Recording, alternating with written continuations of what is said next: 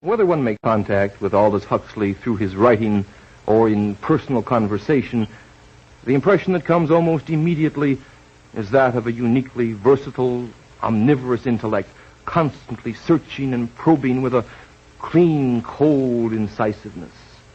He has been a Western writer who, even as he looked at life with an Eastern perspective, measured it against the backdrop of contemporary science. On the afternoon that we met and talked, I asked him what was basic and substantial in a man's life. I asked him if he could point to specific values and meaning which for him were enduring and veritable. Well, I think I would want to say that the two essential and important and indispensable things are, first of all, intelligence in the widest possible sense of that word, and goodwill, or in the old-fashioned word, charity, love. I mean, these two things have to go hand in hand, because intelligence and knowledge without goodwill and charity are apt to be inhuman, and goodwill and charity undirected by intelligence and knowledge are apt to be either impotent or misguided. So the two have to go together. The intelligence factor, is this a very inclusive thing for you? To me, completely inclusive. I mean, it includes, so far as I'm concerned, what is conventionally called intelligence, what used to be called discursive thought, which is logical thinking in terms of our current scientific and philosophical frame of reference. But it also includes, so far as I'm concerned, the intelligence in the sense of general awareness, of an awareness, so to say, on the non-verbal and non-conceptual level. I mean, we have to have both. I think it's very, very important to insist from the beginning that we are living in many diverse and even, in some sense, incommensurable universes at the same time, and that our business in life is somehow to make the best, not only of both worlds, because there are more than two of all the worlds we live in. And among the worlds we have to make the best of, first of all, this world of discursive thought, the scientific and philosophical and practical world, and at the same time the world of non-verbal immediate experience. These are the two kind of worlds in the worlds of intelligence which we have to make the best of. I'm intrigued with the dichotomy. Is this also a dichotomy between science on the one hand and poetry or religion on the other? Is it that manner of encompassment that's involved? In a sense, yes. I mean, the business of the man of letters, it seems to me, and the poet specifically, has been, I suppose, with man's more strictly private experiences, and also with the rendering of the manifold nature of man's experience. I mean, let us consider the question of scientific language and literary language. The essence of good scientific language is that one word shall stand only for one thing. There has to be a sort of one-to-one relationship between the given word and the given event or thing that's being talked about. In regard to literature, the important thing, I think, is to, first of all, to be able to, so to say, express the inexpressible, and secondly, to express the multiple meanings which every event has for a human being. I mean, a human being, as I say, is living in many ways at once, and any good work of literature inevitably has to express these multiple meanings. I can't help but think, of course, that the scientist still uses this other area. It's true, he must, in very definitive and unequivocal fashion, speak. He must be able to communicate to his fellow scientists. Yes. And yet I am, I think, fundamentally, and really in an excited fashion, most impressed by the aesthetic features of science. A scientist still finds a beauty and a grace and a formal delight in the structure of a theory. He still is a marvelously creative and aesthetic person when he develops a hypothesis. Well, I entirely agree. I mean, there is no question that the aesthetic aspect of science is a very important one.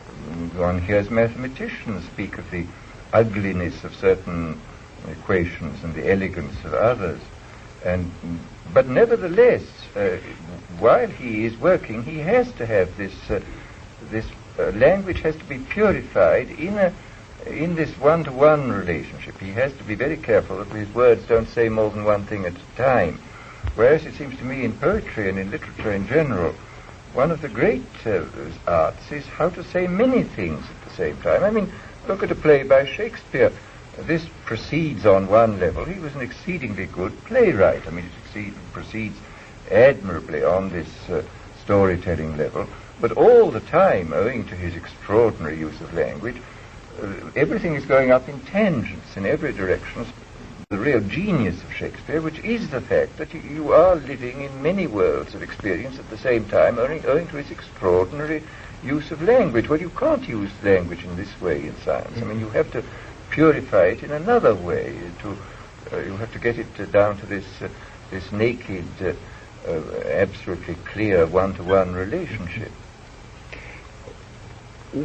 What is this dimension of charity? Sympathy? Empathy?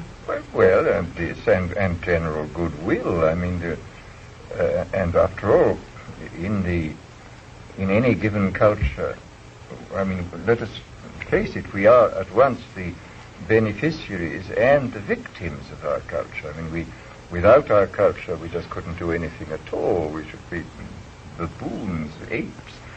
But given any given culture is ambivalent. It permits one at once, at the same time, one and the same time, to be fully human, but at the same time, it limits our humanity. I mean, it imposes certain kinds of prejudices, certain kinds of likes and dislikes upon us.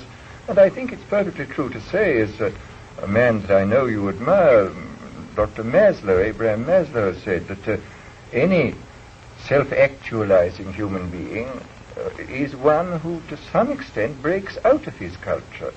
And after all, I mean, one sees that, in fact, all the great seers and religious prophets have always broken out of their culture. I mean,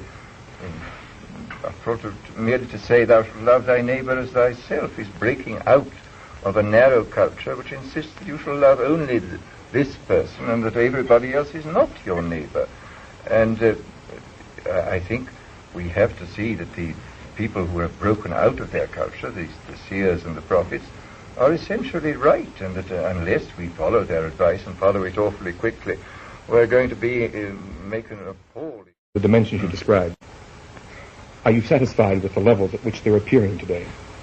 No. I mean, we obviously have to do much more than we are doing, and we have to do it awfully quick, because, after all, we're faced by a great number of problems which are absolutely unique in history. I mean, nothing like the explosive population increase has ever happened before, and nothing like the explosive technological advance has ever happened before, and nothing like the explosive advance in knowledge has happened before. We're living in a world of sort of what may be called chronic revolution, chronic upheaval, and unless we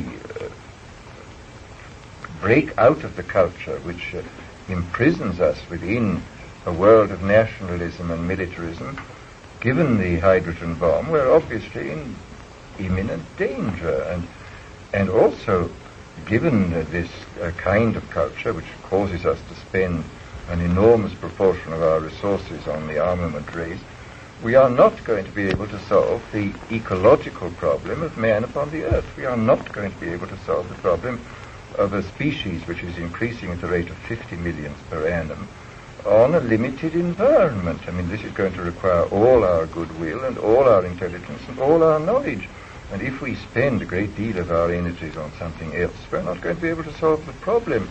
Moreover, I think that if we look at this problem, we may get away from the perfectly insoluble problems of power politics onto the soluble, possibly soluble problems of ecology. I mean, I think that it's high time that we started thinking not merely in terms of politics and ideology, but in terms of biology and the relationship of man to his environment. And only in this way, by shifting the attention from what cannot be solved, which is the clash of power, but to what perhaps can be solved, which is the future of humanity upon this planet, shall we be able to escape from this frightful impasse in regard to power politics which we face at this moment.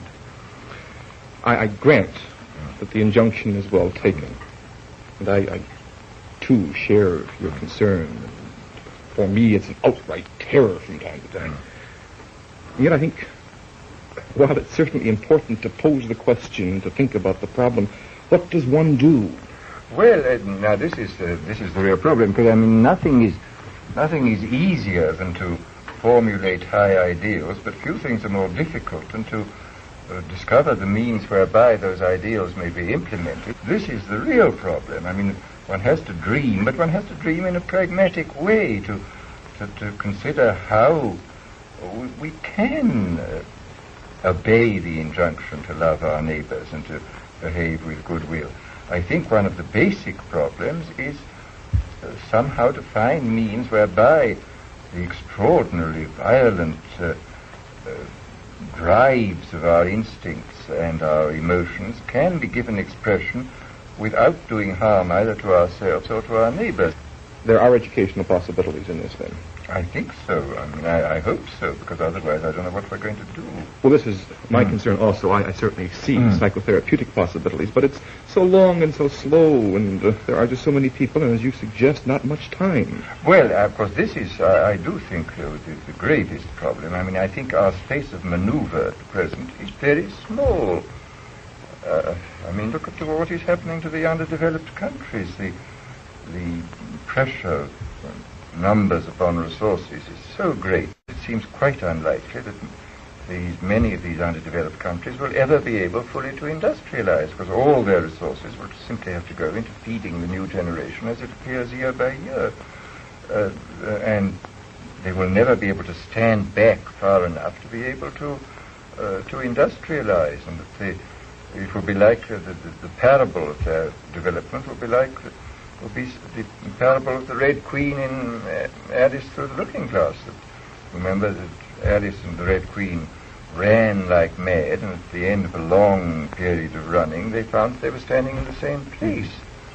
And the Red Queen said, yes, in this country, you have to run as fast as you can to stand in the same place, and to get somewhere else, you have to run twice as fast as you can. And this, unhappily, is the situation, I think, of many of the underdeveloped countries at this moment. This is the tragedy of our world, and unless we do something extremely rapidly and extremely efficiently about this, we're going to be in the gravest trouble. Are there things that we might do, things that for you represent good bets for altering educational emphases? Well, I mean, I'm quite sure we have to think intensively about this and to experiment. This is finally the problem of what do you do about the irrational. I mean, after all, we have built into us neurologically a kind of Jekyll and Hyde. We have the ancient brain stem, which goes back to enormously remote evolutionary past, and we have a relatively modern neopallium or cortex on top of this, which is quite recent, and the one tends to upset the other. I mean, the Jekyll and Hyde are in a sense built into us. And this is the whole natural, genetic basis of the conflict in which man has always lived.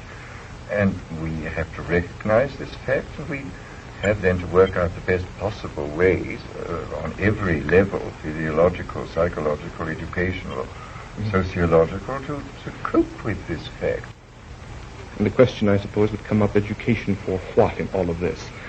Well, education, first of all, for survival, which is important as far as I'm concerned, and secondly, I mean, as an ideal, I don't know any higher ideal than the ideal of actualizing the greatest number of desirable potentialities. I mean, potentialities for goodwill, potentialities for intelligence in every way, potentialities for creativity. I mean, these three things, if we can actualize our potentialities in this direction, we certainly have them. We have potentialities which have not been actualized. Then we've done something. We really have made the best of our human condition. Of late, I know you have made much mention of nonverbal factors, Mr. Huxley, and particularly in education. This nonverbal aspect intrigues me considerably. We have to think of this side of man, which I mean the whole psychophysical organism. There's a very striking phrase in Spinoza, where that very great philosopher says, make the body, I would now say the psychophysical organism, make the body capable of doing many things. In this way, this will help you to perfect the mind and to come to the intellectual love of God.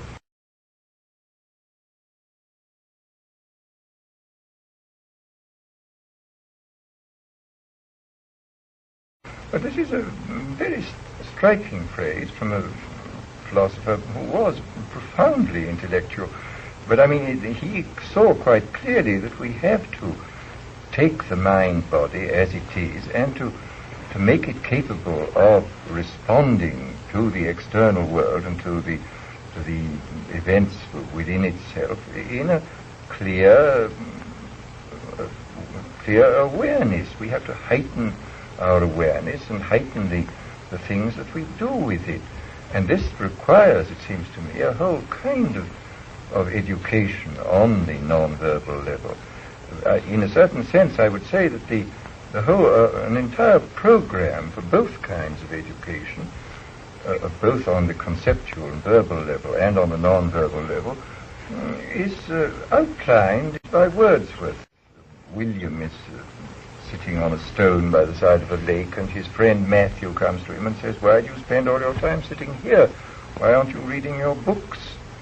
And he replies that there is, besides reading books, there is a kind of wisdom which comes to man through what he calls a wise passiveness. He says, the eye it cannot choose but see, we cannot bid the ear be still. Our bodies feel where'er they be, against or with our will.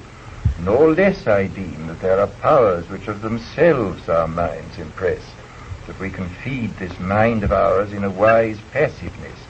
And this is this idea of a wise passiveness runs all through the literature of art. You'll find this again and again, this prelude to creativity, alert passivity. And this comes again and again in the literature of art, and it comes again and again in the literature of mystical religion, the necessity of being passive and receptive as well as active. I mean that we must somehow learn to move back and forth between a wise activity and a wise passiveness. We must be able to take in order to be able to give out. The great mystic Meister Eckhart says, what I take in by contemplation, I give out in love. And this, I think, is equally true. You give it out not merely in love, you give it out in creation, you give it out in thought. I mean, I personally believe strongly in, quotes, inspiration. I mean, whether it comes from the nine muses, I don't know, but it is a psychological fact, and inspiration comes in this state of alert passivity. And yet, of course, I think we have, don't we, in a Western culture, an emphasis on the activity, doing something, and always showing some final product which represents the worth of the person who produces it. Yes, and yet these Western artists, just as much as anybody else, have insisted that the receptivity was essential. I mean, that not merely did you have to impose a frame of reference upon the world, you had also to let the world come to you without a frame of reference, and to come to you, so to say, as things in themselves. I mean, what Kant said, you could never see the Ding an sich, the thing in itself. But you have to admit it. It's never the thing in itself, but it is very nearly the experience, unmodified by the conceptualizing and symbol-making cortex. It just comes to you, and and what is within has to be allowed to come to you without being modified by the conceptual mind. Is this passivity in Western religion? Certainly in the mystical tradition, it's very strong, I would say. I mean, you find it throughout the great medieval mystics, you find it throughout the 17th century mystics, you find it in the great English mystic of the 18th century, William Law, and you find it, of course, in the Quakers, who have probably more than any Protestant denomination been concerned with this alert passivity. After all, the whole business of the Quakers' silence is to create circumstances in which alert passivity is possible and in which something can come through from the deep mind or from that which lies beyond the deep mind. And you have a feeling that this can be incorporated within a general standardized procedure at the level of school for the younger children? I don't know why not. At present it would be a little difficult, but as I say, we can do whatever we want. We're not fools. There are two indispensable things, intelligence and goodwill. Intelligence without goodwill is apt to be inhuman, and goodwill without intelligence is impotent. The two must go together. Such was the way that one man in the 20th century came to view his universe. This man, Aldous Huxley.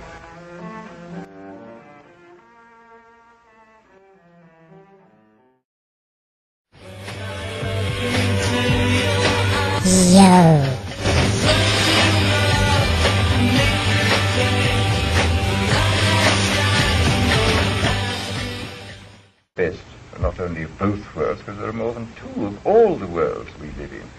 And among the worlds we have to make the best of, first of all, this world of discursive thought, the scientific and philosophical and practical world, and at the same time the world of non-verbal immediate experience. These are the two kind of worlds in the worlds of intelligence which we have to make the best of.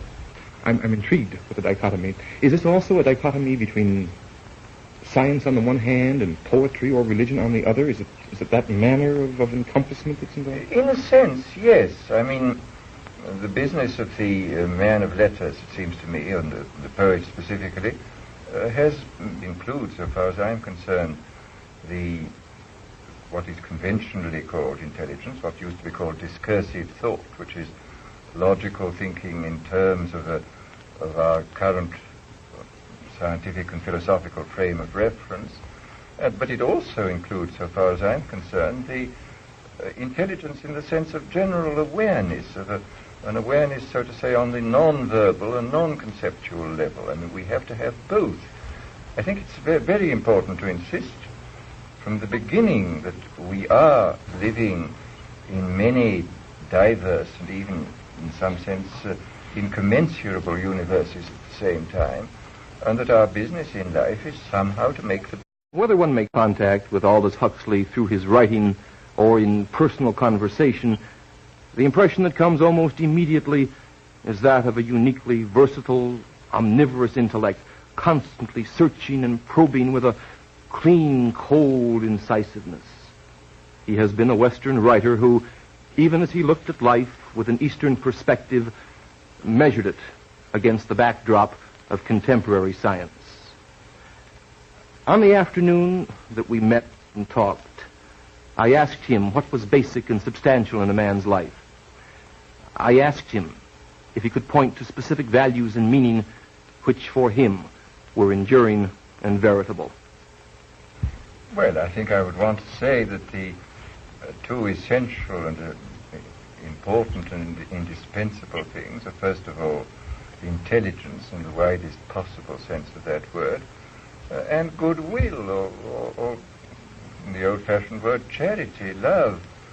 These two things have to go hand in hand, because intelligence and knowledge without goodwill and charity are apt to be inhuman, and goodwill and charity undirected by intelligence and knowledge are apt to be either impotent or misguided. So the two have to go together. The intelligence factor, is this a very inclusive thing for you?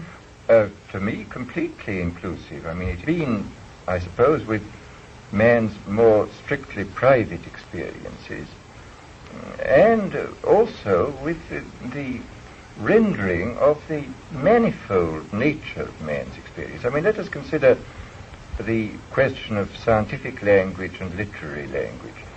the essence of good scientific language is that one word shall stand only for one thing. There has to be a sort of one-to-one relationship between the given word and the given event or thing that's being talked about. In regard to literature, the important thing, I think, is to, first of all, to be able to, so to say, express the inexpressible, and secondly, to express